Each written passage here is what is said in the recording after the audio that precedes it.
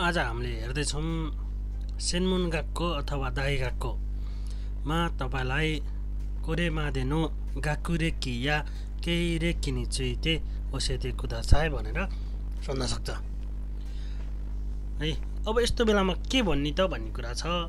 यसलाई यो Japan online अथवा हाम्रो इबुकमा कसरी लेखेको छ त भन्ने कुरा चाहिँ हामीले यहाँनिर हेर्छौँ।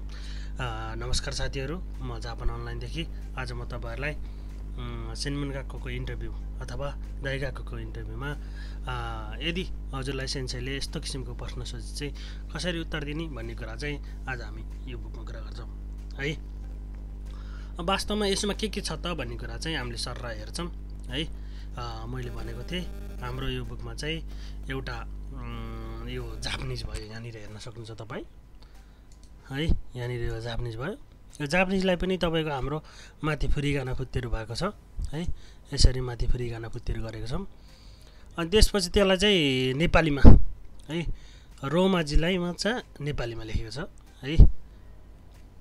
अनि अर्को छ तपाईँको त्यसलाई त्यसको भनेको के हो त भनेर नेपाली शब्दमा हैन, त्यसको अर्थ यो माथिको चाहिँ रोमाजी नेपालीमा हैन, अनि यसको चाहिँ अर्थ चाहिँ नेपालीमा, राइट।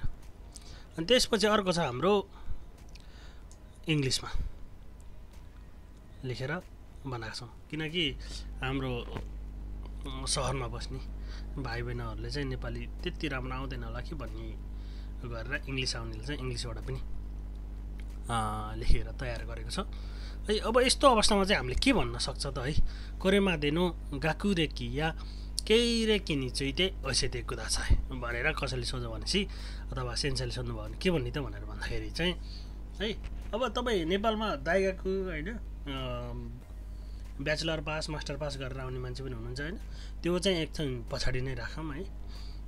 नर्मल्ली 12 पास गरेर आउने भाइ बहिनीहरूलाई को लागि र यदि तपाईँ यहाँनिर ब्याचलर नेपालबाट ब्याचलर पास गरेर आउनुहुन्छ भने चाहिँ यहाँ चाहिँ यो को भन्ने ठाउँमा चाहिँ दाइगाक्को भनेर लेख्नु होला, दाइगाक्को भन्नु होला है। नर्मली भन्दाखेरि चाहिँ नेपालहरु दे को सोचियोगो निहोन्डे निहोन्गो हो बेङ्क्यो चिउ देस आरुबाइतो वा कोजो दे यात्तेमास हैन, अथवा कोजो दे स्तेमास भन्नुको मतलब अब यो आरुबाइतो कोजोको ठाउँमा तपाईँ कम्बिनी गर्नुहुन्छ भने कम्बिनी लेख्नु है। सुरुमा चाहिँ अब बेन्तो को हैन, जो हाम्रो